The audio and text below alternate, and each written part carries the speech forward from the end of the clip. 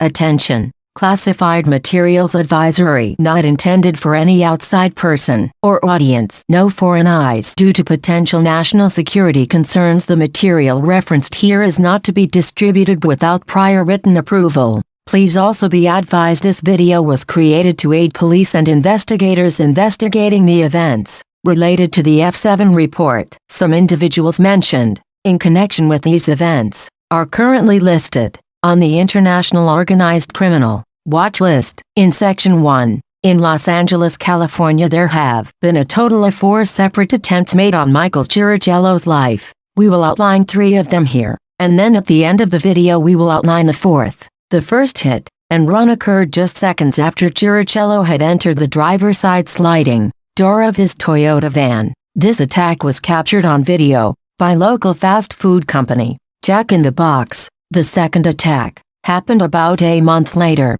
and was also captured on video by the same Jack in the Box location. They say third time is the charm, and the third and most vicious of the 3 hit-and-runs victimized Chirichello while working with Uber Eats as a bicycle delivery person. This attack resulted in Chirichello being run down by an unknown vehicle that was traveling at a high rate of speed, leaving Chirichello for dead, unconscious, face down in the road. According to Los Angeles Emergency Services, the incident was witnessed and reported to 911 by an off-duty LA fireman. As a result of the attack, Chirichello was rushed by ambulance to California Hospital's emergency room, where he suffered severe head trauma, severe head lacerations, broken nose, fractured maxilla, multiple broken teeth, broken bones in his hand, multiple lacerations to the hand and arm. The injuries to Chirichello's hand almost resulted in him losing his pinky, and since the attack, Chirichello only communicates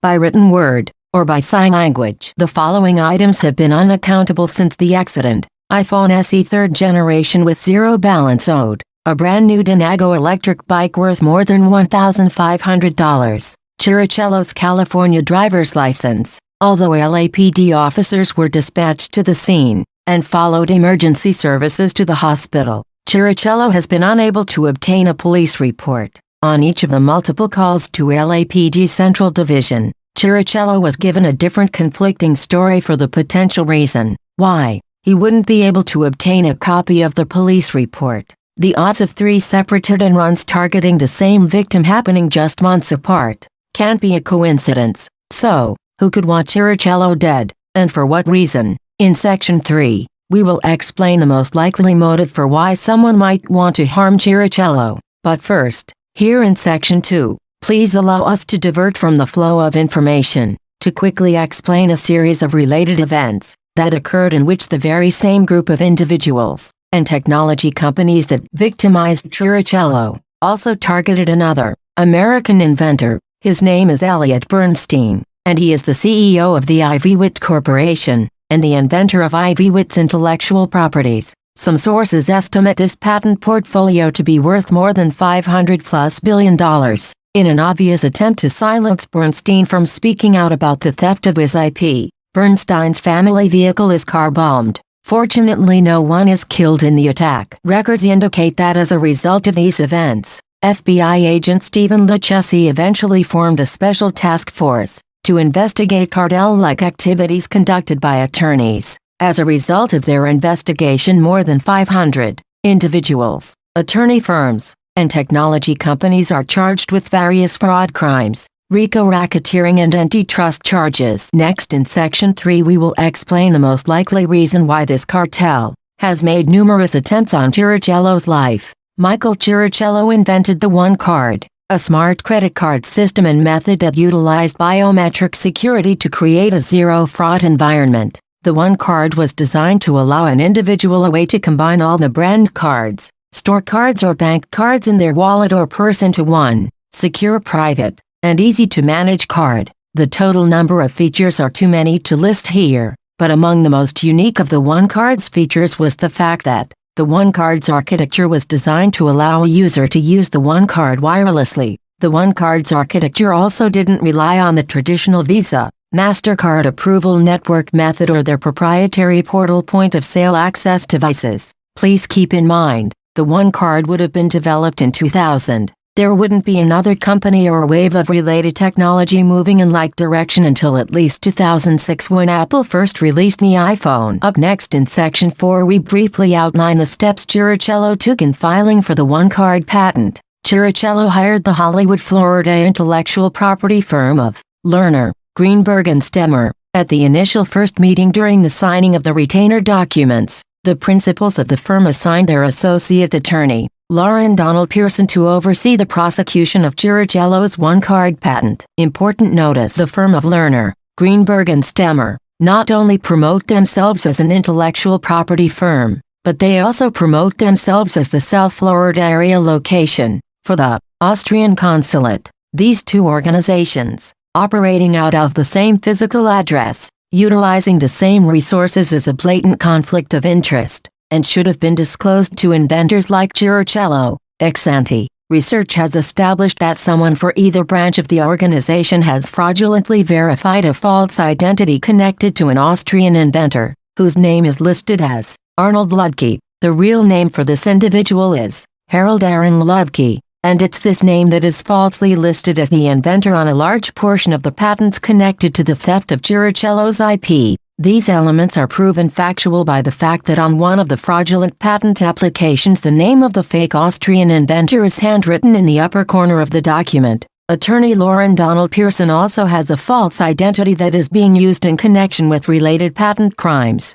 The factual basis for this is established by the documents containing the UK-based Siani Lynn Pearson's signatures, and the documents containing Lauren Donald Pearson's signatures are a three-way match, with a third potentially falsified identity, named Monique Pearson. Handwriting elements seem to prove, whoever this person is, they are very comfortable switching from one identity to another. In all, we found three very distinctly different profile photos claiming to be Siani Lynn Pearson. One version looks like it's just a digitally altered version of Lauren Donald Pearson, and another version looks a lot like Brooke Pearson, his sister. This Brooke Pearson has a professional employment profile that states her employment as a scientist for the United States Department of Defense, and that she is also a space scientist that specializes in the field of biosurveillance. This is very important,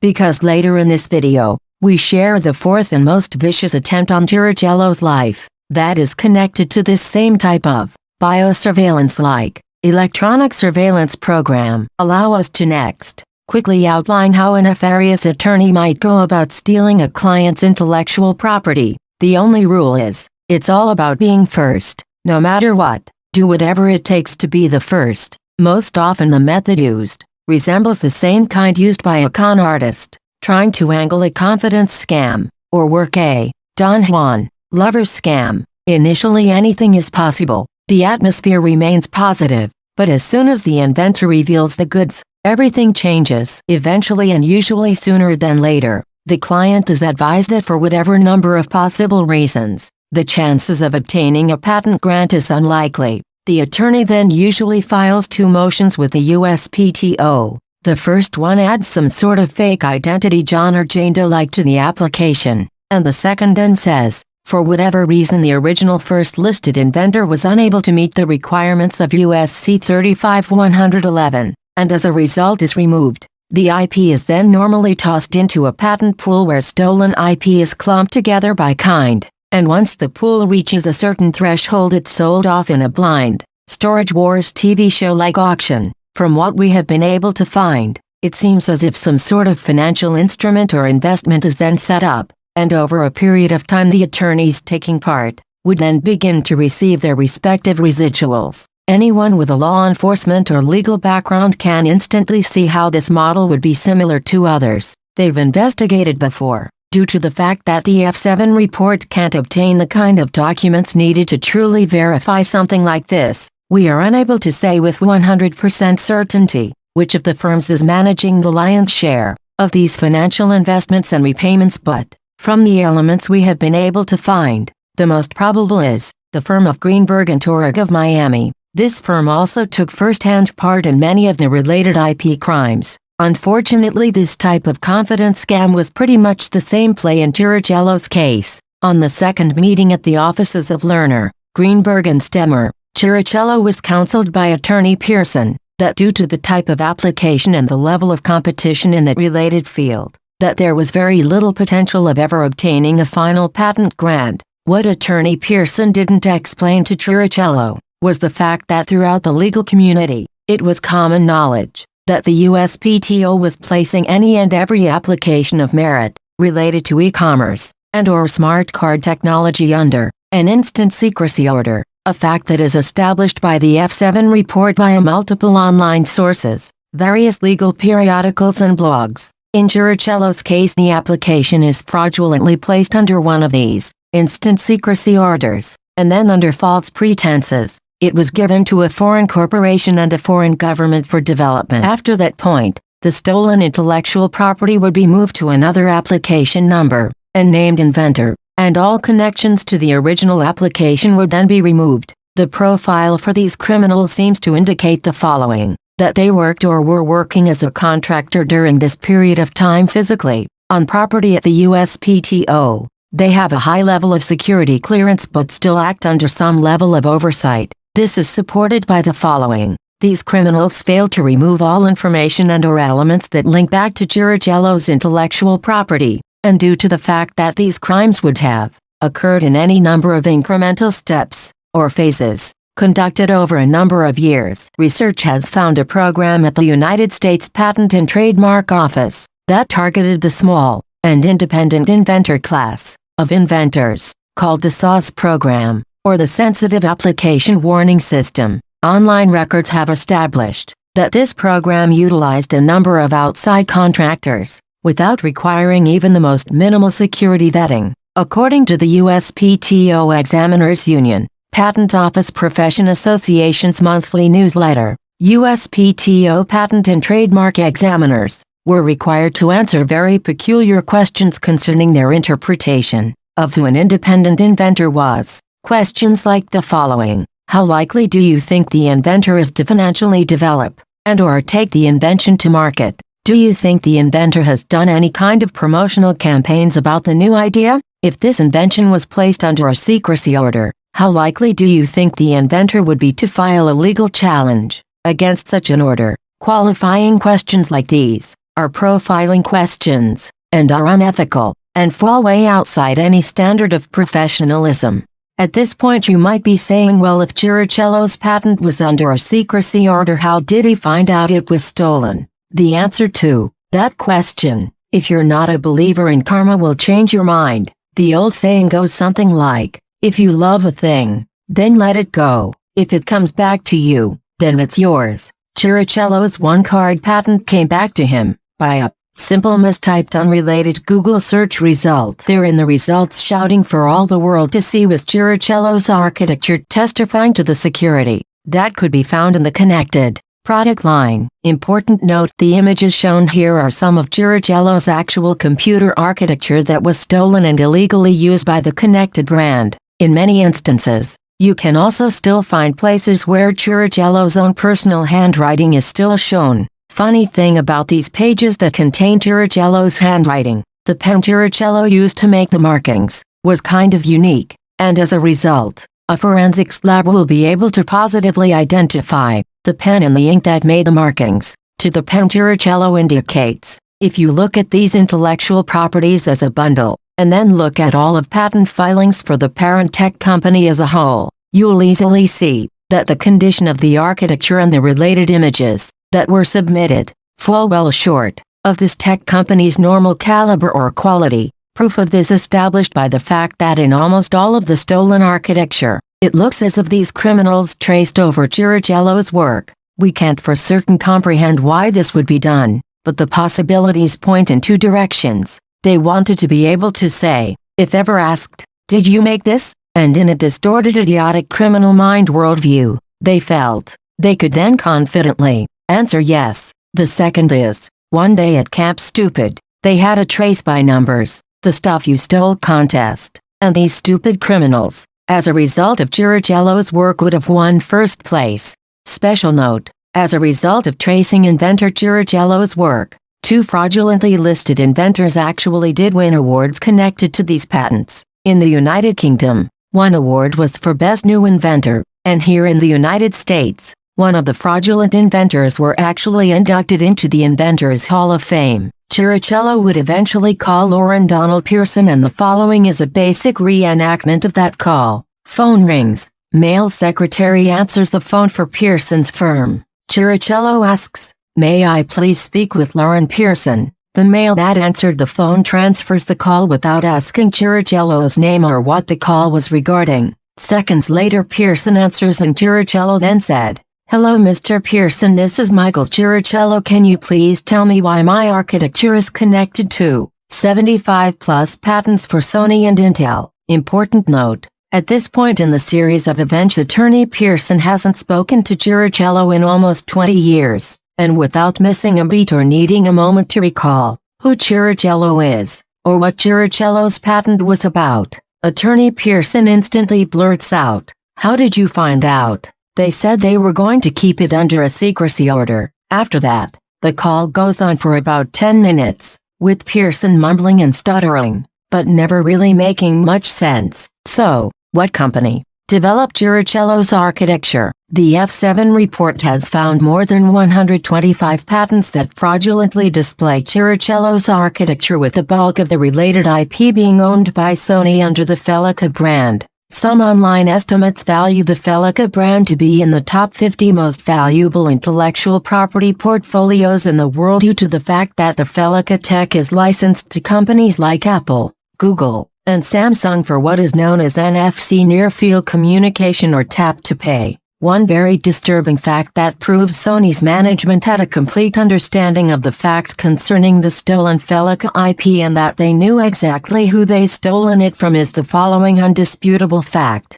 On July 26, 2011, 11 years after Chirichello initially filed his OneCard application, Sony is granted a trademark for the Felica card. The image used, shown here on the lower left, is the mark submitted by Sony. On the right is Chirichello's personal signature, which can be verified on his driver's license since about the year 2000. As creepy as these facts are, no one can look at these images and deny the truth. Besides the obvious fact that this quality of graphic doesn't seem to match Sony's international world presence, further inspection of this graphic has led us to believe that there might be a very high likelihood that this image is actually inventor Chirichello's signature, with a graphic superimposed over it. This possibility is established by the fact that, when you zoom into the image, at one point the image has a break in it, but connecting each side of the image is a thin line that looks a lot like a line that was drawn by hand, and if you zoom in even closer,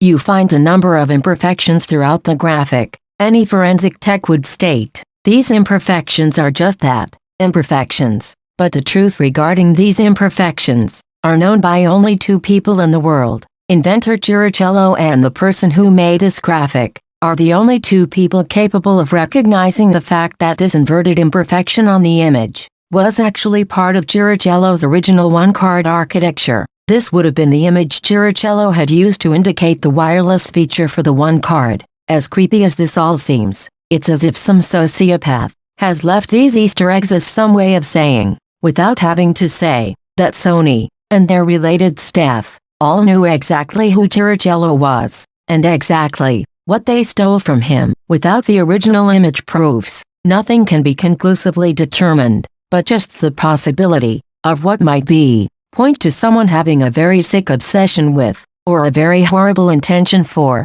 inventor Chirichello. Research has further established that Sony has never used this trademark in business. But what has to be the most chilling of facts connected to the question concerning exactly what did Sony really know, and what did they do with that information about the theft and the related crimes, come by way of a vehicle break-in that victimized Chirichello. In San Diego, California, about a month after the break-in, Chirichello noticed the hard drive on his Dell laptop was loose, and when he opened the computer up to fix it, he found that someone had drawn a symbol in blue marker on the underside of the computer's hard drive. Hundreds of creepy acts like this victimized Chirichello over the years, and each one of them all seem to lead back to the filing of Chirichello's OneCard patent. Up next in Section 5, We will briefly outline events that took place immediately after Chirichello's patent was placed under a falsified secrecy order and how those events connect to the potential identity of the individual or individuals that most likely had motive to make an attempt on Chirichello's life. 4 months after Chirichello's OneCard patent filing at the United States Patent and Trademark Office, Daniel Dunigwu and Zijian Chang aka Jason Chang are hard at work hiring Boston area attorney Leonard Krulewicz to file articles of incorporation for the Boston Asian Enterprises Limited. Research has established the following facts. Daniel Dunigwu is an intellectual property attorney. His online description of his personal talents makes mention that he's a self-proclaimed e-commerce expert. Although it's impossible for the F7 report to verify every professional step Daniel took, from what we have been able to find it seems that he contracted a large portion of his professional workload from companies like Sony and Philips. Jason Zijian aka Jason Chang. Jason's LinkedIn profile states he too is an e-commerce aficionado. Jason's previous experience states that he's held multiple senior positions at both Philips and Sony, and that he is currently an equity partner in their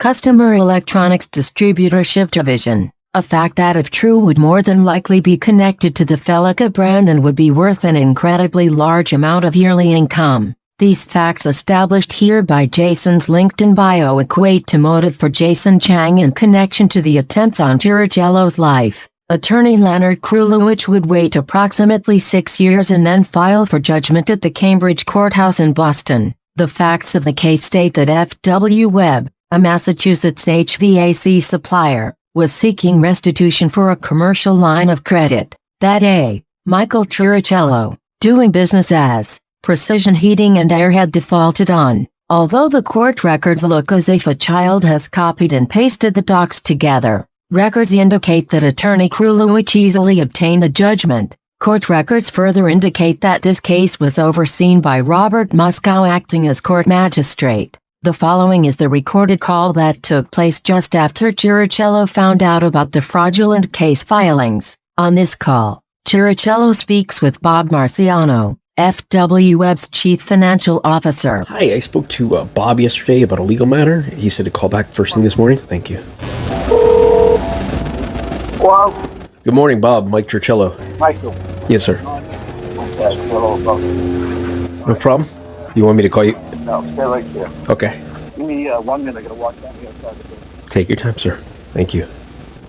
Michael, we have nothing. Okay. I thought it would be because everything else in the case is fraudulent. F.W. Webb had nothing. No record of any defaulted line of credit. No record of anyone named Chirichello as being a customer. Chirichello would later speak with F.W. Webb's comptroller, and on those calls it was also established that F.W. Webb never contracted attorney Leonard Krulewicz to pursue a judgment against Chirichello. Please take a moment and truly understand what's going on here. Leonard Krulewicz had no authorization to file these cases, nor was he ever hired by F.W. Webb to pursue a garnishment against Michael Chirichello. So that means either Leonard Krulewicz one day pulled the name Michael Chirichello out of thin air, and for no reason then filed these cases knowing the risk he was taking could one day land him in prison for the rest of his life, or he took the initiative to commit these crimes for another. Special note connected to Jason Chang. Chirichello suffered 2 very distinct acts of aggravated electronic stalking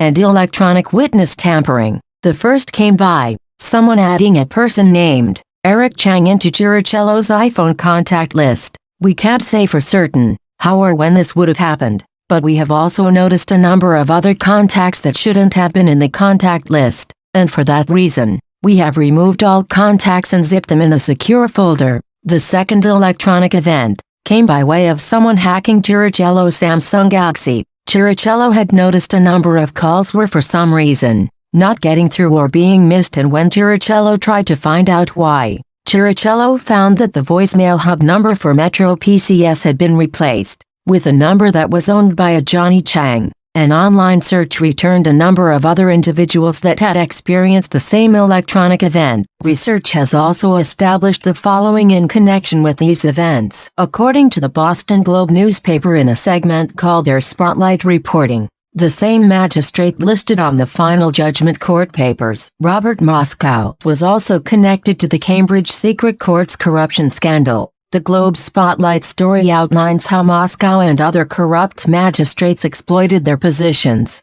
when they allowed wealthy defendants a way by which to dispose of criminal charges before their first appearance. Another fact that further establishes the element of fraud is that Robert Moscow is a criminal magistrate, not a civil magistrate. Moscow's court would have had no jurisdiction to proceed over a civil case. The Cambridge court judgment is then used in Florida at Chirichello's local courthouse to pursue a garnishment. Attorney Krulewicz would then call Florida attorney Gilbert Singer and ask him to oversee the garnishment case. In Chirichello's hometown, at the Broward County Courthouse, attorney Singer filed the garnishment cases as F.W. Webb versus Michael Chirichello DBA Precision Heating and Air. After a period of time, attorney Singer makes revisions and the record reflects F.W. Webb versus Michael Chirichello, doing business as Dave's Heating and Air. After a period of time, the case is further revised to state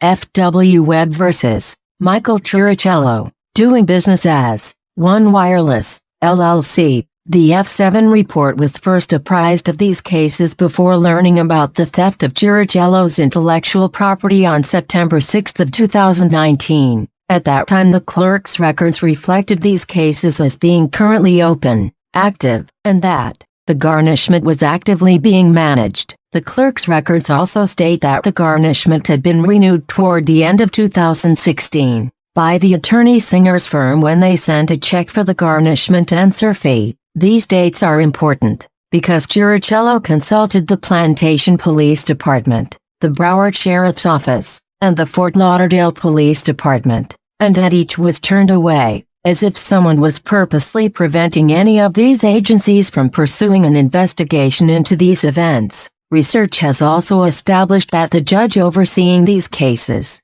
Judge Gina Hawkins, was removed from the bench for an event where she was caught on video strangling her clerk over a paperwork dispute. On a recorded call with attorney Gilbert Singer, the following facts were established. Attorney Gilbert Singer is a longtime friend of attorney Leonard Krulewicz, and that it was Krulewicz that asked Singer to domesticate a judgment for garnishment at the Broward County Courthouse. We got this thing from a now retired lawyer in Boston. Who's the now retired attorney? The Krulewicz and Casher? You bet, Lenny Krulewicz. Lenny Krulewicz. Okay. I've known him for 40 years. He's been retired for about 5 years. Do you have contact information for him? You know, I have no idea. Lenny's a good guy. I mean, I've known the guy since I started practicing law in 1979. He was a collection lawyer in Boston. Okay, and what we did was we were hired to, it looks like, domesticate and I'm just looking from notes, trying to domesticate a Massachusetts judgment to Florida. We did, and the guy we were dealing with gave us some information. We did a wage garnishment in 2009, it looks like. And then we were told the guy no longer works there, so we dismissed the garnishment. Ultimately, this guy ended up filing bankruptcy. On the same recorded call, attorney Gilbert Singer goes on to say that he never heard of the company, One Wireless, or its CEO John Chirando, nor did he have any knowledge about the LLC that Chirando has, in the same exact name as Chirichello's patent, the OneCard. How did this come to light? Somebody's bothering you now? No. I looked online and it had my home address listed. You also went after the garnishment in One Wireless, right? I don't recall. It looks like you tried a garnishment at one point. Tell me again, too. Okay, I'm looking at a computer printout. Right? Yeah. So the first garnishment was against the AC company, and then the second garnishment you guys filed was against Michael Chirichello as the owner of One Wireless. Now, the guys who own One Wireless, that's John Chirando, Michael Chirando, and Harris S. Marshall. These are the bad guys? These are the bad guys. These guys have an LLC in the name of OneCard. Chirichello would later go on to call John Chirando, CEO of One Wireless, and on this recorded call Chirando would state the following: that he had no idea who attorney Gilbert Singer is, nor did he know any of the other individuals in connection with these fraudulent cases. Quick note before we play a clip of the call, make sure to pay close attention to when Chirichello asks Chirando about the OneCard patent. Hello. John. Yes. Hey, how are you? My name is Michael Chirichello. Pleasure to finally meet How are you. you, Michael? I'm very well. Thank you. Thank you for asking. How about yourself? Good. It's a good day. I was recently in contact with Gilbert Singer, and then I went through some paperwork with Tracy Strom in reference to a garnishment that you guys were involved with, Q1 Wireless, and I believe it would be Dave's Refrigeration and AC, and it all comes down to a patent for the OneCard that's currently classified. I'm the patent holder for the OneCard. I don't know who Gilbert Singer is. Gilbert Singer's the garnishment attorney who handled the garnishment in Broward County for someone who was committing identity theft on me. That supposedly was employed by you guys, that supposedly Harris S. Marshall was representing. I have no idea what you're talking about, but Marshall is our in-house counsel, but he's a business attorney, not a criminal attorney. Well, no, I know. I understand that. I understand. You have an LLC for the OneCard? 10 years ago. Okay. So you've had nothing to do with the patent since? We never had a patent. Okay. Or the proceeds of it? Okay. What was the patent? The patent's a smart credit card system that's currently classified. In about 2 weeks, it's going to get unclassified, and I'm the owner of it. My name is Michael Chirichello, and you might be the unwitting victim also of an identity theft scam. So someone went into Broward County and said that they owned your company, Q1 Wireless, said they were Michael Chirichello, myself. We've already figured out who they are. I wanted to pick up the phone and give you a call to kind of, give you an idea of what's going on. What it looks like is someone went into Broward County under the pretenses of representing you and me and seeking a garnishment. They got the garnishment, and they were trying to get their hands on the proceeds from my patent. So what would I don't know how you came in contact with it. All I know is my attorney was Lauren Donald Pearson, and in a recorded telephone call, Lauren Donald Pearson already admitted that he lied and he committed identity theft on me. Your attorney? Well, the attorney I hired to execute the patent at the time. And the guy Chirichello, the fake Chirichello, I want to make sure I keep reiterating that. The fake Mike Chirichello said that he was the owner of your company, listed all the information. Obviously, we know that's not true because you can look at the registered agents and find out that he's not. Okay, but he got a garnishment, and somebody from your company went in and represented. The first two say that it's Dave's AC, and then the second two say that it's One Quality Wireless with you guys' location up in Orlando, with Michael Chirichello as the owner. Do you know Paul Abrams, the judge, or David Robinson, the judge? I have no idea. There's not one person in this conversation who I've heard of. That's fine. Other than my company and my attorney. How about Brian McCain? Nope. Okay. Either or Aaron Ledecky or Martizan. See, the thing about these guys, they're such criminals. They've changed their names like 6-7 times. They're that kind of dirtbag. Hopefully, you're not the type of guy that even has anything to do with them, and that's good.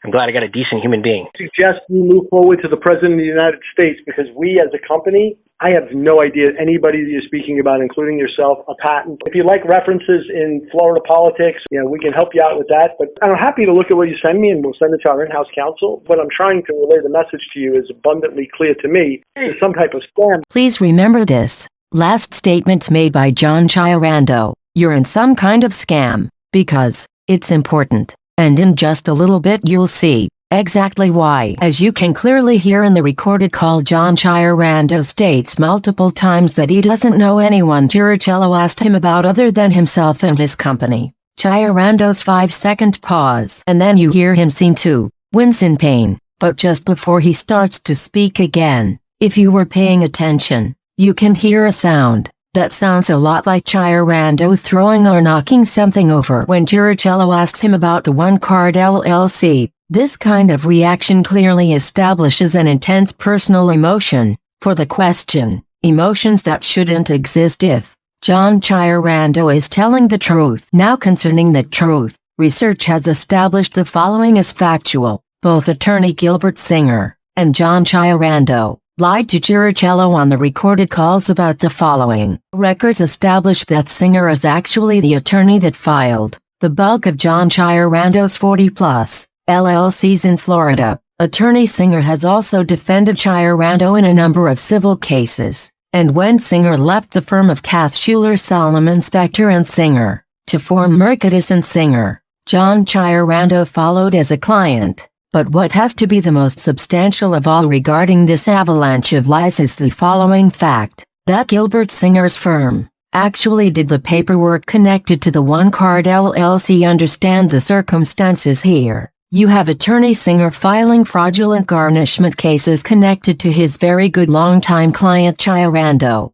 Cases that targeted Chirichello in an obvious attempt to establish some sort of alternate false paper trail, so that patent royalty payments connected to Chirichello's OneCard patent could somehow be illegally seized or diverted. I know that's a lot, but there is even more. One of John Chirichello's LLCs is named Solutions, LLC, and records state that he has a partner named Richard Hidalgo. When you search this LLC's information against the United States Patent and Trademark Dataset, something very interesting sticks out. Not only does John Chirichello have an LLC in the name of the OneCard, the same name as that of Chirichello's patent, but attorney Lauren Donald Pearson is actually his patent attorney. Wow, I know that's a lot, but there is even more.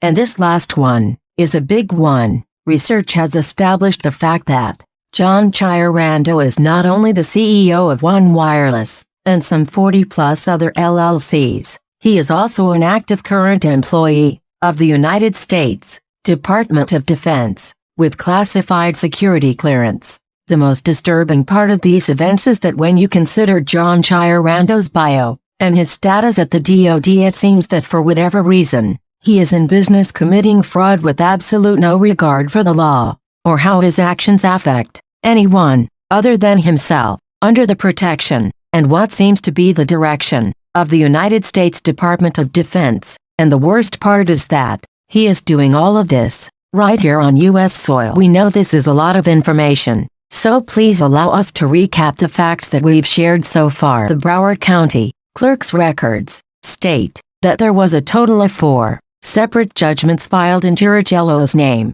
and at the Cambridge courthouse, records reflect a seizure of a financial trust that was managed by Bank of America. Attorney Singer indicated to Chirichello that his firm was never able to garnish any monies connected to these cases, but that's not true. Public records actually indicate that attorney Singer and attorney Krulowich were able to use these fraudulent cases, a total of 5 separate times, to illegally seize monies connected to Chirichello's patent royalties. And with that information we look towards Section 6, where we outline facts related to that Pensacola bankruptcy, and introduce 2 new individuals, Jeffrey Tharp, the first assistant United States attorney, and Michael Biosello, a retired F.B.I. counterterrorism expert. Research has established the following facts: that at the Oskaloosa Courthouse, in Pensacola, Florida, a person named Michael Chirichello filed for personal bankruptcy. This case now lists Chirichello as being married to a Dione LaRae Chirichello, aka Dione LaRae Sarzullo. Instantly, anyone with a functioning brain can easily see the high likelihood that the paperwork on file for this case, in many ways, showed obvious signs of being copy and pasted together by a class of kindergartners. Eventually Chirichello would speak with U.S. Attorney Tharp and he too agreed the case wasn't kosher, but Tharp would go on to explain that he was the only individual handling these kinds of cases, and that he needed some time to clear the board before he could focus on this case, and so Chirichello waited. Chirichello would check in so frequently that he was provided with U.S. Attorney Tharp's personal cellular number, and on one call he spoke with Tharp, who stated that he was on location at the Pensacola Air Base, where there had just been a shooting. Tharp would go on to tell Chirichello that he was the only one working on this case and that he needed to finish this case first before he could begin to look at Chirichello's case. In all, Chirichello would wait some 7 to 9 months for Tharp to have an investigator contact him, and then one day it happened out of the blue. Chirichello received a call from retired FBI counterterrorism expert Michael Biosello. You may recall Agent Biosello's name making a number of headlines in connection with President Donald Trump and the Steele dossier. Biosello was very critical and extremely vocal of what his thoughts were concerning the largest potential scandal that our nation has ever faced. But before we play a clip from the call with Biosello, one last very important note. Due to national security concerns, we have edited the person's name Agent Biosello is about to share. This has been done out of respect for our country, and in hope that this discretion will allow investigators the chance to decide the best path by which to proceed with this extremely sensitive information. So who is I've never heard of that name before. the information I had is that this phone number that I called you on is registered. No, the number you called me on is, I did just transfer it from Boost Mobile, but then Metro had a better deal on the phone, and I've had this number for quite a while. Normally a clip like that shouldn't be thought about more than once, but in light of new information acquired by Maltego, for those wondering what Maltego is an open source information search program, kind of like every other search engine, all rolled into one and on steroids. And now with that bit of information, the clip you just heard means everything, and here's why. According to Maltego, the 850 area code cellular telephone number that Biasello called Chirichello from has a Korean country card of origin that is listed in the name of Michelle Don Chirichello. To be able to call someone, knowing you're the person who has ruined their life time and time again over countless years, takes a certain kind of special person. Very important note. Research has found that the name Biasello tried to tell Chirichello that his phone was listed in is also the name of a female Air Force research scientist that specializes in the F-16's engine. This is important because on Chirichello's OneCard patent application, someone has changed the attorney docket number from LDP 7329 to F7772. The attorney docket number at the United States Patent and Trademark Office is a data point that examiners use when trying to verify the identity of an attorney, when that attorney is calling their office to speak about a patent or trademark application. The fact that this element is used as a data point for identity verification means that attorney docket numbers are unique for each application. When you search the F7772 attorney docket number against the USPTO's data set, you find that it's connected to a patent for the United Technologies Corp., a very well-known para-government weapons contractor. Anyone wanna guess what the patent is for? You got it. This patent is for the engine of a F-16 fighter jet. Anyone for extra credit wanna guess what surname is listed as having a cohabitation with this Air Force scientist? Wow, you even got that one right. Records indicate an individual with the surname of Chirichello has a first-generation connection or cohabitation with this person. Really, no joke. Stephen King couldn't make shit like this up. The certificate of correction signed by Q. Todd Dickerson, acting in the capacity of director, states that this patent was developed for the United States government, and the U.S. government has interests therein. Research has established that this patent is nothing more than a reprint and improvisational embellishment of another patent that was awarded to the same inventor less than 2 years before. Fraud is also established by the fact that one of the patents cited by the examiner is for the method by which ciprofloxacin is manufactured.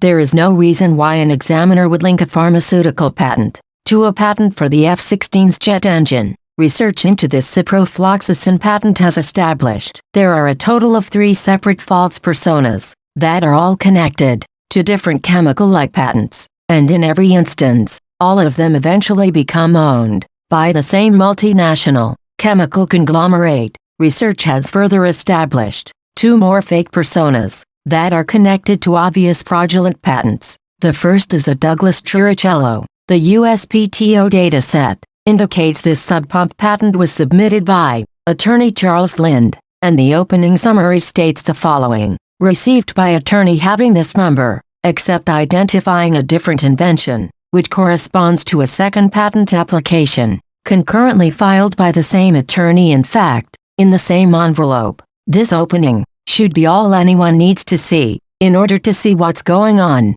and nowhere in the records can this other application be found a fact that indicates a connection to a secrecy order or classified patent. But if you look a bit deeper into this IP, you find that the name of the inventor has been changed from Chirichello to Wilkerson by an unknown individual, mid-prosecution, with no mention in the record of the reason why. There are also multiple instances that seem to indicate the changing of this application's numbers, and when the changes are researched, the results seem to point to a Chinese cellular phone manufacturer. In the case of the fourth And the most ridiculous of all of these related false personas is the Massimo Chirichello patent for a system and method for brushing your teeth. To think that in 2014, that anyone could have created a new and novel system and method by which human beings could brush their teeth is insane to say the least. The F.B.I. report has found the fax number listed on this application has a connection to a female agent for the Department of Homeland Security. The attorney connected to this fraudulent patent is named Gilroy, and research indicates that this attorney Gilroy was disbarred for flagrant acts of patent fraud. We have taken the time here to outline this information because Agent Biocello must have known a whole lot more than he was letting on when he spoke to Chirichello. These facts indicate that Biocello not only knew about the attorney docket change, but more than likely was the person who made the changes at the USPTO. In a case where a document has been altered at the United States Patent and Trademark Office, if those changes were made to benefit a foreign company or organization, that each change, not each document changed, equals its own chargeable antitrust criminal act. Federal law also states that when you steal intellectual property from an American inventor and give it to a foreign country or foreign corporation, this act of theft and transfer of tangible property is also an act of terrorism. The information the F.B.I. report has uncovered, connected to the attempts this cartel has made on Chirichello's life, total some 250 plus acts of terrorism, all focused on one, intellectual property, and the killing of its creator. The exchange ends with Biocello executing a perfect verbal maneuver, and Chirichello in the moment, never thinking twice about the question. But now with all the facts, you can clearly see how Biocello and his 25 plus years of counterterrorism training with the F.B.I. was playing semantic word games with Chirichello when he said, "You know the number I am calling you on." After learning this new information, we went back over the call with Biocello, with increased scrutiny, reconsidering every word Biocello said, like the statement he made in this following clip. This is Michael. Can I help you? Yeah, Michael. Yes. My name is Michael Biocello. I'm an investigator with the U.S. Attorney's Office in Pensacola. Thank you, Lord. Thank you, Michael, for calling. Oh my gosh. I've been waiting for you to call for a while. Do you have a couple minutes? Yes, sir. Absolutely. Absolutely. Well, I read through all your material, Okay. and I'll be honest with you, I'm a bit skeptical. Okay. So convince me, Yes, sir. if you can. Absolutely. I guess one of my primary concerns, Michael, is the time frame. I think you began saying, citing that 1997 is when this started. Well, that's outside of that's the actual patents, not 97. The patents were originally filed in 2000. I think where the genesis for the case starts in 2008. That starts as a civil garnishment in Broward. The obvious joy in Chirichello's voice should testify to the extended length of time that Chirichello waited for this call. The Biocello call would go on for about 40 minutes, and finish ending with Chirichello getting an email address from Biocello so that Chirichello could send some other documents. After the initial mistaken email address, Biocello gives Chirichello the corrected address, and the documents are successfully sent. Within 2 hours, Chirichello would get a final answer from Biocello via email. The email had no greeting, no closing, no personal signature. It simply has 2 words. Please note that due to national security concerns, we can't share those 2 words, but we can share another related electronic intrusion event that is directly connected. Due to the fact that Biocello instantly made a decision within 2 hours, Chirichello decided to continue on with the local investigators, a path that he had earlier halted as he waited for Jeffrey Tarp's investigator. On April of 2019, Florida Governor Ron DeSantis signed Executive Order 19-100. This executive order initiated an investigation into Brenda Foreman, the clerk of the Broward County Courthouse. The governor's office had a number of complaints that were exact carbon copies for the manner of fraud that victimized Chirichello. Instantly, Ms. Manise Lewis, of the Miami U.S. Attorney's Public Corruption and Special Prosecution Intake Unit wanted to have Chirichello scheduled for his deposition, but she stated to Chirichello that she needed Chirichello to connect with their investigators at the Florida Department of Law Enforcement first. On the very first call Chirichello had with Agent Stephen Gelher of the Florida Department of Law Enforcement, Agent Stephen Gelher instantly saw the obvious signs of these cartel-like criminal acts, and as a result, Agent Stephen Gelher had Chirichello slowly point by point outline facts related to these events, and then one day, about 2 weeks after their initial phone call, Agent Stephen Gelher called Chirichello in an obvious state of frustration. Gelher asked Chirichello, "When did you speak with the FBI?" Chirichello explained that he had spoken to them the month before, but that every time Chirichello spoke to a federal agency, they said that these cases were local or state jurisdiction, and that they didn't fall within federal jurisdiction. And as a result of their statements to Chirichello, he then reached out to the special prosecutor in Miami, and it was the special Miami prosecutor that told Chirichello to call the Florida Department of Law Enforcement. The call ends with Agent Gelher warning Chirichello that he could throw Chirichello in jail for recording his calls if he wanted. The before-mentioned electronic intrusion event began sometime around the time Chirichello spoke with Agent Biosello and Agent Gelher, and is connected to Chirichello's personal email service being hacked. It wasn't until about 2 weeks after the third attempt on Chirichello's life, while he was still trying to heal, that this latest electronic intrusion event would come to light, because of a suspension of service. And without the suspension of service, it's more than likely that Chirichello would have never known that a very advanced artificial intelligence program had been hard at work for months changing elements connected to his emails. Due to the suspension of service, Chirichello only would have limited access, and without a trained forensic team, it's almost impossible to figure out what these criminals were doing. But it's our opinion that they were changing the timeline and emails connected to these crimes. It seemed as if they were trying to rewrite events to state that Chirichello had been made an offer for the stolen IP, but it seemed like, instead of making the changes all at once, that they were making changes incrementally. Now we know how that sounds, but we have proof that will establish these facts beyond any and all reasonable doubt. This proof comes by way of a 33-second call that never occurred. At this point, you're probably saying, "What the?" and asking, have they lost their mind? How do you have a recording of a call that never occurred? And to that we answer, we have no idea. All that we do know, for certain, is that after learning about the email hack, Chirichello removed the networking hardware from his MacBook Air, and only after that did Chirichello come across the 33-second call that never happened. And here for you now is the 33-second call that Chirichello never had with Agent Biosello. Hello? Hi, Michael. Yeah. Hi, Michael Chirichello again. I apologize to call you back. I was just wondering, I could send you a couple things? Yeah. Okay. If you know what, I'll text it to you. Okay, perfect. Absolutely. I'll do it right now. Awesome, thank you, sir.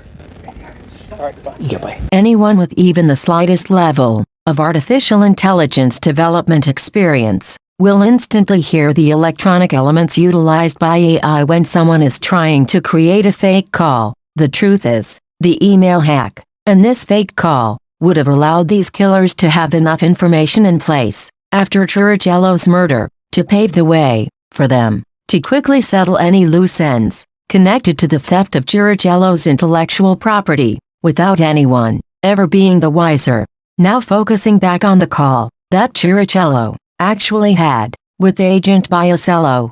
Biosello's statement implies that inventor Chirichello made the implication that the related crimes started in 1997, but that's untrue. At this point in the F7 report's research, there would be no reason for Chirichello to consider anything before the patent filings in 2000, and from there nothing else until the filing of the fraudulent judgment and garnishment cases. This is important because once we began to search the name, Michelle Don Chirichello that's connected to Biosello's cellular number, we found a case that was filed at the Palm Beach County Courthouse. Court records indicate that in 1997, First Bank and Trust filed suit against Michelle Don Chirichello aka Michelle Don Kohler. Records indicate that Michelle Don Chirichello and her listed husband named Joe Rowe forfeit a large financial trust by unknown means. It seems the name of the husband here is another likely instance of Biasello playing one of his semantic word games. John Doe,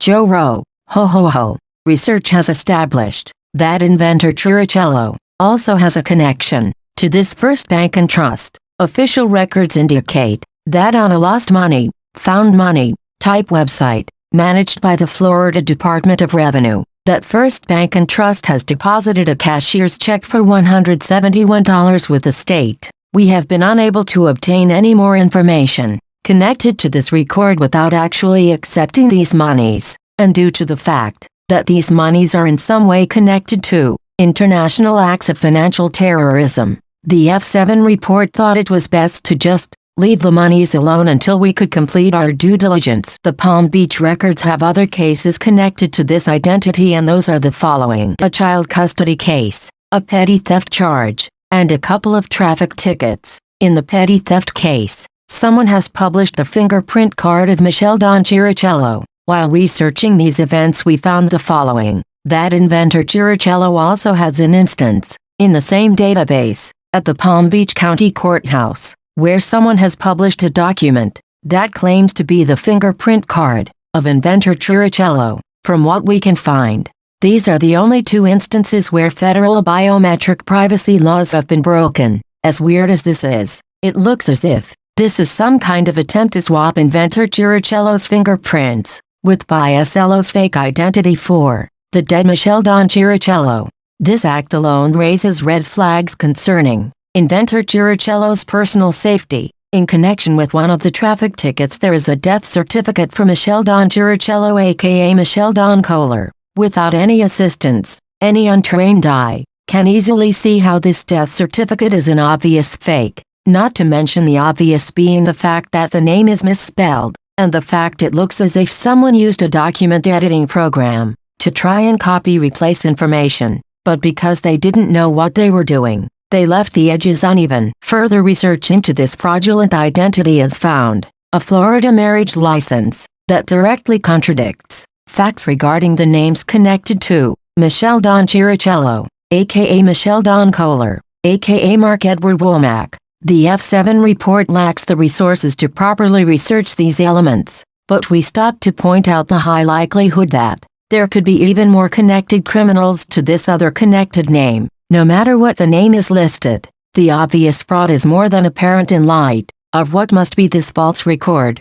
Research has established that it's more than likely only the Michelle Don Chirichello iteration of this identity that was killed off, and the aka Michelle Don Kohler iteration is actually alive and well, living under her maiden Kohler identity. One important note on the death certificate: the employment is listed as a survey engineer for conservation lands. We mention this because in Morristown, New Jersey, the clerk's records state that a Michelle Don Chirichello has given properties to a Sarah Quant for $1. Research has established the high likelihood that Sarah Quant is a section chief or agent for the United States Environmental Protection Agency, and according to her LinkedIn profile, Agent Quant has extensive experience as a survey engineer for the conservation wetlands. Research has also found that connected to this false Michelle Don Chirichello identity is a record that was published in the Union County, New Jersey Weekly Flyer. This public announcement seems to have been made in an attempt to fulfill the legal publication requirements connected to laws governing unmanaged assets. Inventor Chirichello also has two instances in Union County, New Jersey and in Union County, Florida, where it seems someone at the federal level has entered empty false information stating that he is wanted by both locations. Now we know what you're thinking. How could these be fake? Inventor Chirichello must be crazy. But in both cases, as soon as inventor Chirichello learned of the warrants, he took measures to settle them. In both Union County, New Jersey, and in Union County, Florida, each agency stated very clearly that they had no records to reflect that inventor Chirichello actually had an outstanding warrant there. Why would someone do this? We believe it would have been done to further discredit anything Chirichello would do or say, or it could have been done to professionally cripple Chirichello from working in any number of professional settings. Either way, the most likely reason we think you will agree that these records would have been falsely entered in some kind of attempt to establish an alternate existence for Chirichello. At this point, with the numerous attempts on Chirichello's life, and the related stolen intellectual property value being as high as it is, it's easy to see how someone planned to kill Chirichello and replace his actual existence with this fake electronic existence, connected to the false Michelle Don Chirichello identity. If you think all of this is creepy, then get out your raincoat and umbrella, cause it's about to rain, dogs and dogs, all over your screens. Research has established that, at the Oskaloosa County Courthouse in Pensacola, the very same courthouse where the fraudulent bankruptcy initially occurred, and where a U.S. Attorney, Jeffrey Tharp's office is based out of, that the same Michael Chirichello connected to the fraudulent bankruptcy has a number of criminal charges that have also been altered. From what we can discern, it seems as if each time this alternate persona commits a crime, that then someone creates a second record that then mirrors the crime, but alters the name to reflect as if inventor Chirichello was the person that committed the act. Obvious signs of fraud are established just by the number of charges this identity is connected to it. No one in Florida can commit some 50-plus Class 1 felonies, and time again keep getting time served. There are too many acts of fraud that are a matter of record at the Palm Beach County Courthouse to list all of them here, but one we just can't leave out is the following. Inventor Chirichello had a verbal dispute with his mother shortly after the passing of his father. The records for this event have been altered to reflect that inventor Chirichello was as a result sued by his mother, with records further stating that the case was eventually settled by Chirichello, and a large financial settlement is paid. The fraud is further established by the fact that this case has an administrative order of unknown origin attached to it. Chirichello's mom filed no such case, and proof of fraud is further established by the fact that Chirichello's mother's name has been altered from the traditional spelling to Chirichello, where they replace the E with an I. We explain these facts in detail, because when you search this altered version of the name spelling against the data set at the United States Patent and Trademark Office, you find someone with almost the same exact first, middle, and last name as inventor Chirichello. The patent record indicates this persona Michael Thomas Chirichello has multiple chemistry and chemical-related patents connected to it, and in one instance the application number connected is the same as inventor Chirichello's birthday. Now someone might say, well, that's an unlikely coincidence, but it's not a crime, and in reply, we say that research into these patents connected to this persona establishes 3 obvious instances of patent fraud. The details are too numerous to mention all of them here, but most notably is that on one instance, the chemical process outline states that it combines 3 separate chemicals in a new and novel method that then results in the creation of a new manner of completing a task. But research has established the fact that one of 3 listed chemicals needed in the process won't be created or synthesized for almost 15 years after this patent is granted. Next, we will quickly finalize basic elements connected to the fraudulent bankruptcy that was filed at the Oskaloosa County Courthouse. And while a full outline for this case would take up too much time for us to do here, the following is a list of the most notable elements. There are a number of discrepancies connected to the personal creditors. First, F.W. Webb is listed as a creditor. This entry lists attorney Singer's firm as being the representative that took part in the case, and this element further established attorney Singer's lack of honesty in the calls with inventor Chirichello. Also listed as personal creditors are 5 of the most powerful government organizations in the world. First is the United States Attorney General, Jeffrey Sessions. Second is the Secretary of the United States Treasury. Third listed is the Securities and Exchange Commission's Corporate Restructuring Division. The fourth listed is Florida Department of Revenue. The fifth is the U.S. Attorney in Tallahassee and the U.S. Attorney in Pensacola. Why would this powerhouse of government organizations all be listed as personal creditors on a bankruptcy for less than $125,000? The following points are elements most notable. First, the F.B.I. report has always theorized that many of these case elements were entered into the record and then in an effort to circumvent the laws governing the statute of limitations, are backdated. This theory is supported by the fact that in the instance of the United States Attorney Jeffrey Sessions, and the fact that Sessions is connected to this case as being notified in the record, Attorney General Sessions was only Attorney General for a specific period of time, and then very publicly was released by President Trump from the position. Proof of fraud is established by the fact that bankruptcy records establishing this case state the date it was finalized and the date Sessions began the post are some 8 years apart. The second point is, the case also lists the Securities and Exchange Commission's Corporate Restructuring Division, but there are no financial instruments in the case that would fall under the SEC's jurisdiction. Third point, Coastal Bank and Trust is listed as being a personal creditor, and research established the fact that Coastal Bank and Trust offers a financial instrument to each and every one of its clients, as their own unique version of the basic ATM check card system. Anyone want to take a guess at the name of Coastal Bank's name for this financial instrument? That's correct, the OneCard. What's the chance of something like that being just a coincidence? The property located at 119 Scranton in Pensacola is represented by attorneys Marshall C. Watson. Research has established the fact that 6 months before this bankruptcy, Watson was sanctioned by the Florida Attorney General for running a foreclosure mill scam. Records state that Watson had fake John and Jane Doe's lie and say they were connected to 300+ Florida properties, and as a result, the fake individuals then sign away the actual owner's rights, clearing the way for Watson to complete a speedy foreclosure. Records further indicate that Watson was fined $1 million. What has to be funniest, little tidbit of information of all of these facts, is that, at the time of signing the Florida Attorney General's sanctioned VAC documents, records indicate the attorney representing Watson was the same attorney Greenberg and Torrig that we mentioned earlier in the F.B.I. report, as being one of the firms that took first-hand part in the theft of Chirichello's IP. The $1 million fine is paid to the Florida Bar, and research has established that the attorney that would have been in charge of overseeing the Florida Bar's victim fund during that period of time was none other than Lauren Donald Pearson, the very same attorney that initially coordinated the theft of Chirichello's IP. Understand the facts here. You have the attorney who initially stole Chirichello's IP in the same room as the firm that took first-hand part in the theft of that IP, and the same attorney who would, just some 6 months later, would use the same technique for stealing property as that which was used to steal Chirichello's IP.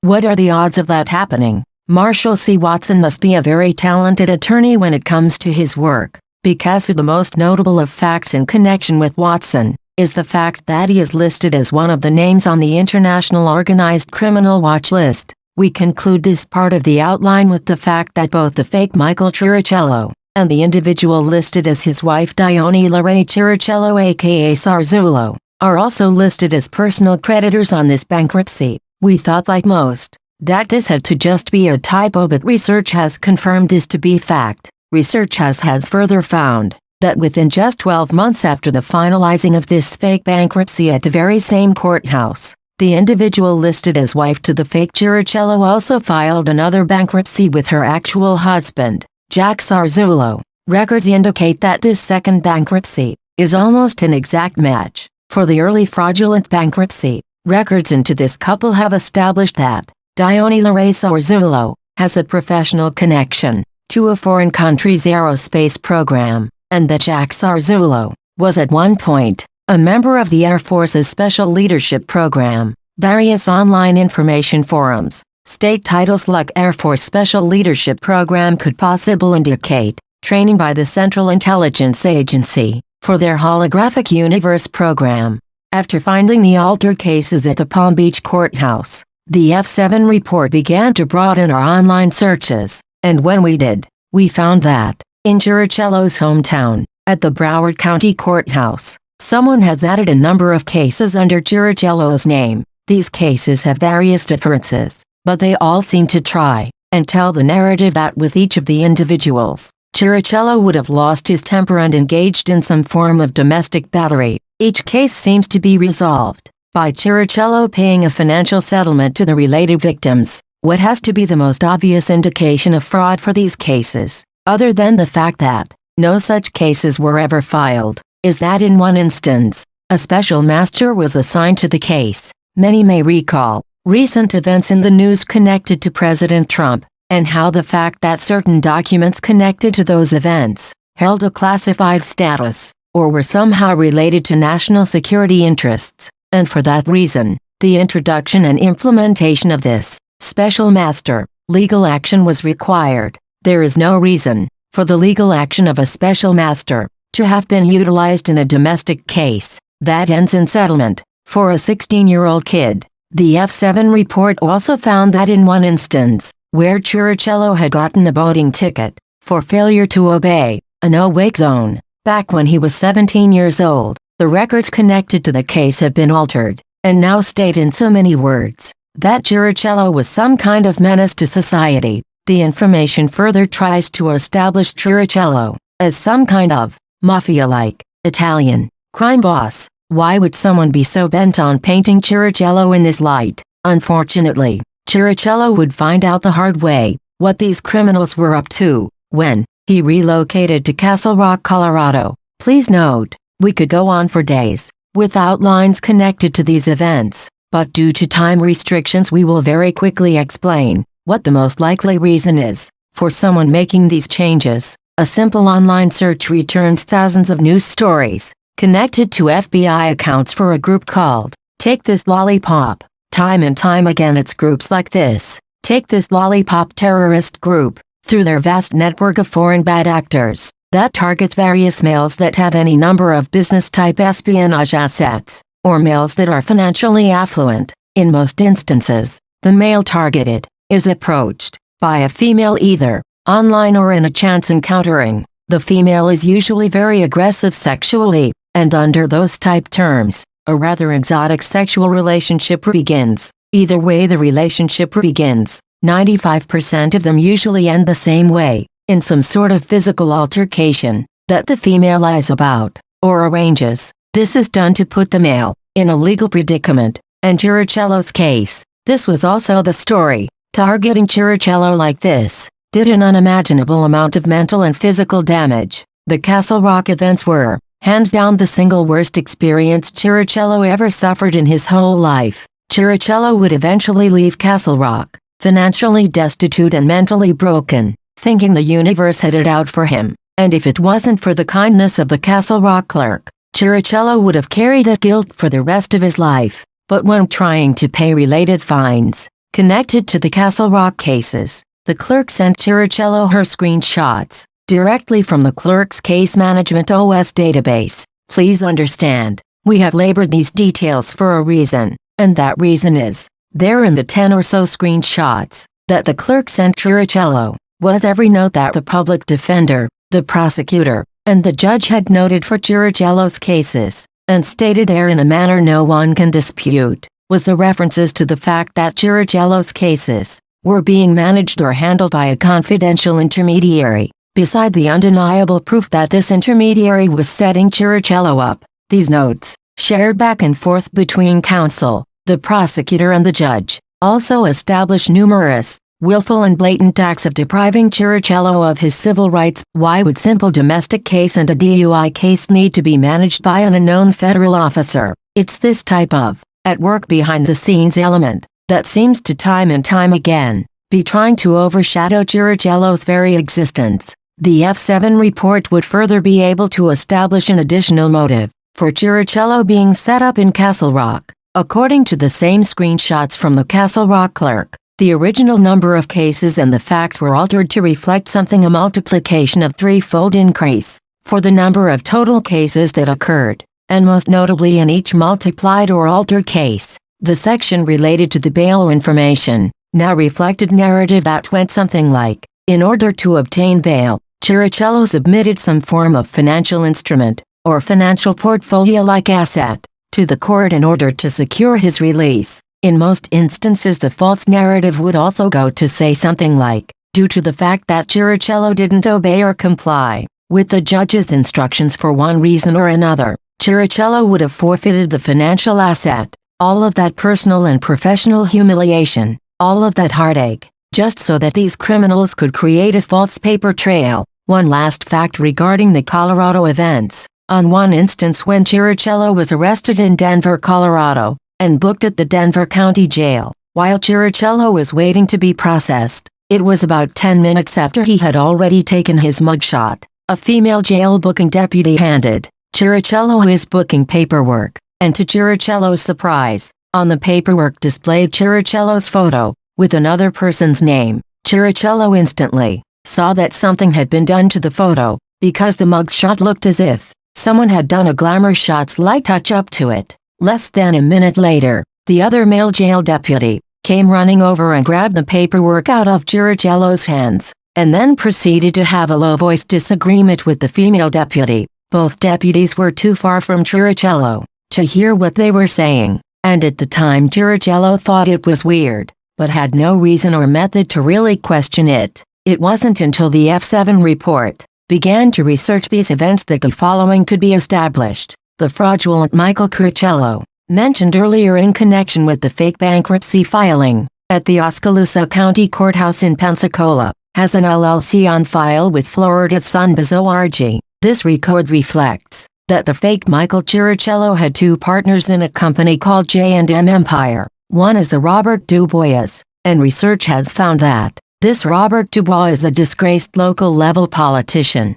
that was supposedly involved in an inappropriate campaign finance scandal, and the second person listed is Jeffrey Curcio, a career criminal with an any, and, all of the above, type criminal record. The F.B.I. report has confirmed that it was this second person's last name that was substituted in place of inventor Chirichello's last name on the Denver County Jail paperwork. As we mentioned earlier, there have been hundreds of these kind of crazy type events that have victimized Chirichello over and over and over again, ever since Chirichello filed his OneCard patent application. And with that we look to Section 7, where we will lay out the fourth attempt on Chirichello's life that came by electronic means. As unbelievable as these events might seem, we are confident that forensics will corroborate these facts. Chirichello initially became aware that everyday things had become in some way odd while living in San Diego, California.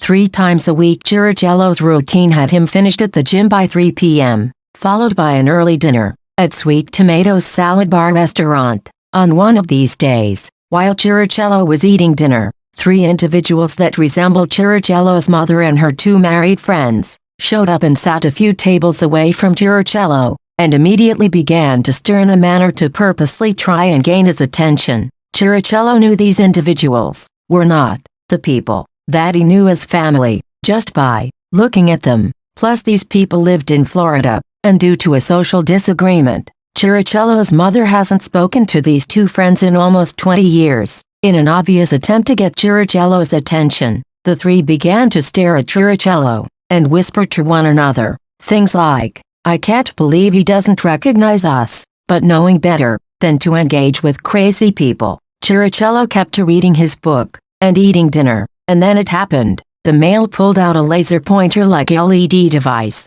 and flashed it at Chirichello. Instantly Chirichello felt the offensive electronic charge. Chirichello would then wave the female server manager to come over, and as the manager approached Chirichello's table, one of the females tried to also flash the LED device at Chirichello. The manager witnessed this last attack on Chirichello, and was more than happy to fulfill Chirichello's request for these folks to stop flashing the LED pen light at Chirichello. The manager arrived at the group's table, just as one of the females fumbled the return handoff back to the male. This group knew they were caught, and had no defense for the manager. A few minutes later, and much earlier than his regular time, Chirichello would leave Sweet Tomatoes frustrated by another experience with weirdos. We have taken the time to explain these events in detail, because in various online forums, this laser-like LED pen device is normally used in connection with a very technically advanced visual delivery system,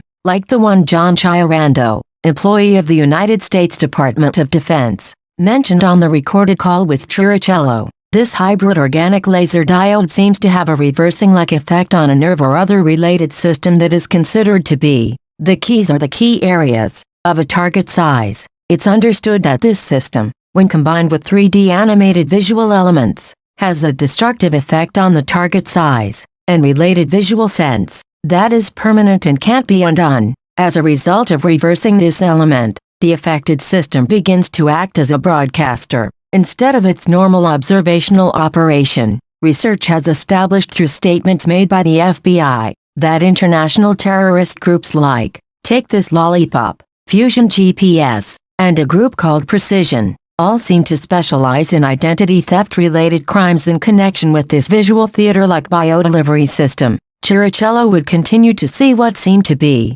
someone attempting some kind of systematic method by which they were going to attempt to replace his family members. On 2 separate occasions, 2 deceased male relatives miraculously one day showed up alive and well in Chirichello's Facebook timeline. In another instance, Chirichello's father, who had been deceased for more than 12 years, miraculously also one day showed up alive and well. The Facebook timeline post had a picture and caption that falsely stated that he had just been to his sister's birthday party the day before. Chirichello instantly knew the pic of his father wasn't real, but what Chirichello couldn't believe was the Facebook account connected to his aunt. The account that posted the fake picture was also a fake. Please understand exactly what this means. These criminals would have had to hack into Chirichello's Facebook account and unfriend his real aunt, and then friend the fake account, all without Facebook security protocols being alerted,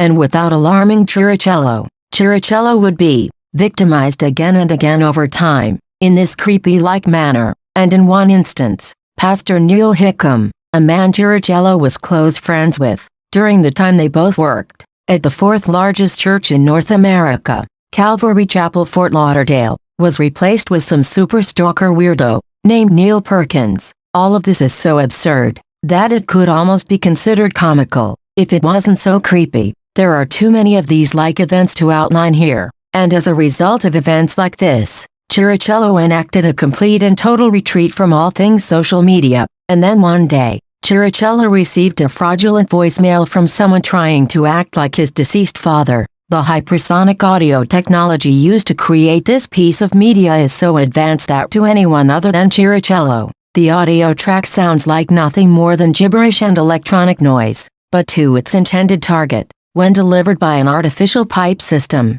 the sound would resemble the voice of a birth parent. From the target's early childhood, there are only a handful of organizations that possess this kind of advanced audio processing system. The F.B.I. report took action years ago to preserve this media track, so that one day, forensic professionals could analyze the media and give Chirichello some idea of who and why this was done. The science behind the audio track works just like one of those visual image tricks. We have all seen the images that look one way, but when we cover one of our eyes, the image looks different. This is because the brain compensates and fills in the necessary information that it thinks we need in order to see the image properly. In the audio version, this same principle is at work. The recording is designed to trick the brain into filling in the missing artifacts. Very special note: in the audio version, the act connected to the filling in of the missing artifacts is an act that physically taxes the individual that does the work,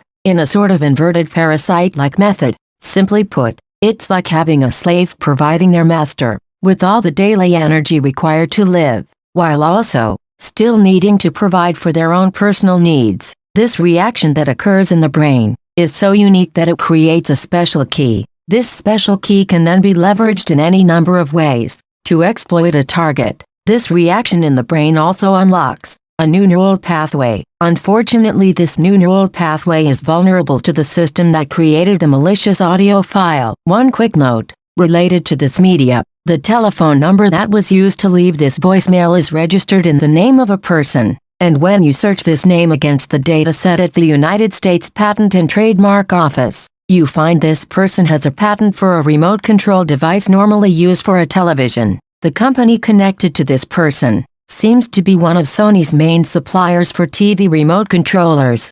The following elements are connected to actions these criminals carried out in order to establish an alternate family line for Chirichello. The California birth record has a record that states a child was born in the maiden name of Chirichello's mother, in the same county and city, just 3 months before Chirichello was born. research has found an online newspaper periodical that featured a wedding announcement for a couple with the same name as Chirichello's parents. This wedding announcement states the couple's wedding date that is not the date Chirichello's parents were married. The F7 report has yet been able to confirm the legitimacy of this announcement, but the F7 report has been able to confirm that Chirichello's family had no connection to this announcement. Research has further established that 12 years after the death of Chirichello's father, in Las Vegas, Nevada, the actual location where Chirichello's parents were married, someone fraudulently acting like Chirichello's deceased father filed for a divorce. Court records reflect the fact that fraudulent person was granted a divorce decree.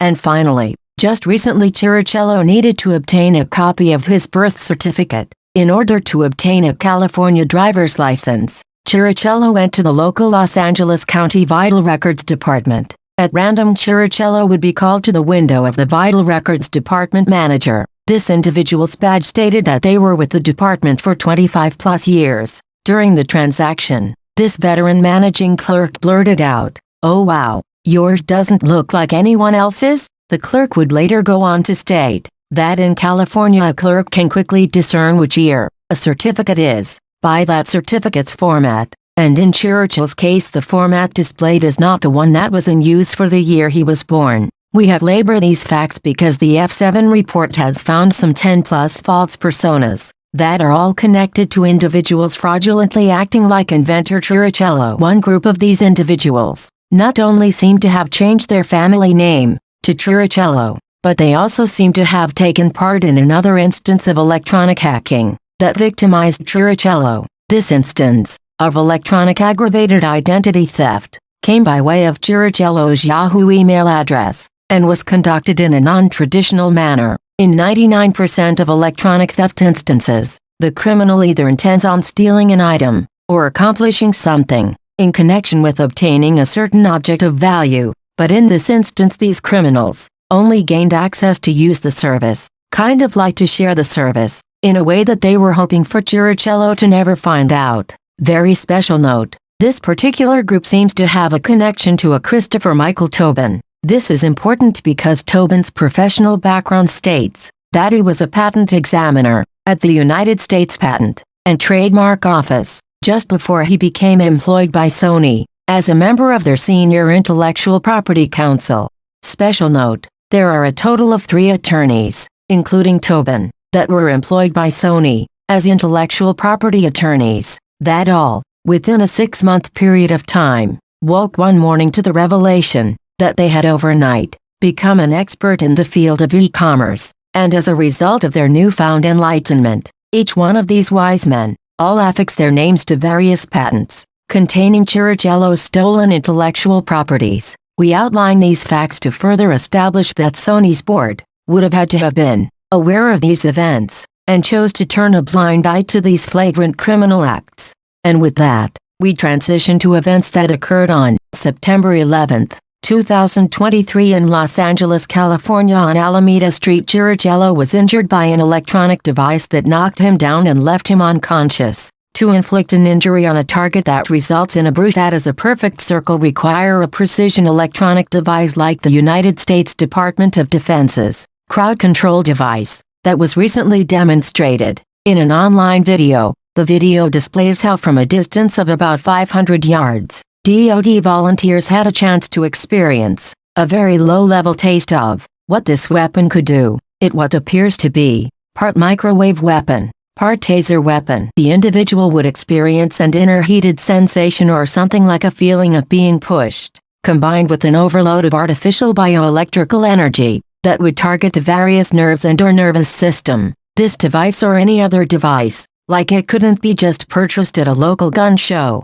The fact that there should have only been a certain, veritable number of these type of devices in the local area during that period of time should help determine the who and with what questions connected to this crime. One important note, a digital forensic lab tech should be able to enhance the original images. If that is the case, we believe the enhancements will reveal that the bruises have some image-like or numerical-like attributes to them. And with that we transition to the damage this electronic system did to Chirichello's Toyota van while trying to kill Chirichello. This system seems to be designed to inflict micro-injuries on a target. Make no mistake, these micro-injuries are every bit as painful as irregular-sized injuries. Micro-injuries are used to prevent detection by the individual target. This would result in the individual then experiencing any number of various cascading failures in their personal health. This cascading variable failure result also helps to prevent detection. This micro-injury device could also be used to damage any, if not all, other biological systems in the human body. These attacks began instantly after Biasello was confident that Chirichello didn't know anything about the false Michel Don Chirichello identity, and Chirichello only became apprised that he was being targeted by this electronic attack after he began to feel overloaded with these intense electrostatic-like shocks, again and again, numerous times. Chirichello became aware that his cellular network provider had been rerouted from the normal GSM network provider to an unknown CDMA provider. This is done to switch a target to a 100% microwave signal network, an overclocked full duplexed microwave network that is directionally focused on a single person would wreak havoc on any or all of that person's biological systems. It's called driving, overclocking, or making a person a circuit breaker, and it's a lot like revving an engine again and again and keeping the target in this red light phase layer until it blows their motor. There are a number of instances that can be found online that this same system was used in various Asian territories during the coronavirus COVID-19 pandemic, and in those accounts each one of them likens this system to forced electronic communism. This overdriving begins very slowly and subtly over such long periods of time that the target doesn't become aware of it until it's reached its most destructive phase. The system also has a digital community element that makes a target feel like they were hit with a brick wall when someone on the positive polarity chain passes by the target. This is done in some sort of community-like draining of the individual by electronic means. Make no mistake, this is the single most horrific, most demonic system of torture ever conceived by man. The physical pain experienced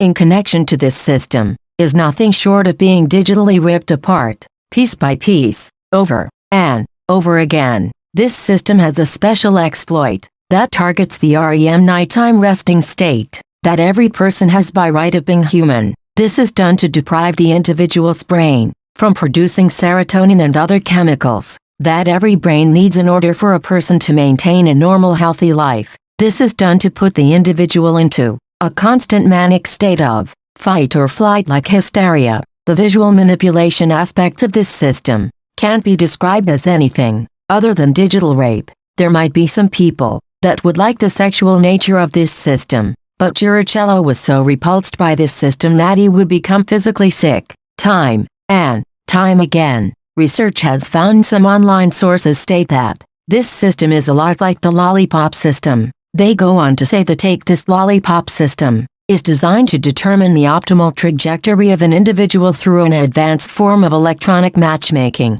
Once this optimal trajectory is established for the target, it would then deprive this optimal path from the target. The path to optimal is then reversed so that each step forward is another step further away. The result is nothing short of mad hysteria. For those who haven't already made the connection to the urban term of a bad boyfriend or girlfriend being known as bad candy, the Take This Lollipop system was named as a kind of play on that kind of term. In that manner, it's designed to bring the worst possible match for a person, or the kind of candy that gives a person cavities. Make no mistake what you're looking at here. This is a copycat of Chirichello's personal terrestrial epoch. This terrestrial epoch would be the equivalent of a person's lifeline. Copying over another epoch would result in a mirror-like effect experienced by the target that could only be described as the worst form of mental torture that has ever been inflicted on a human being. This means these criminals have a direct connection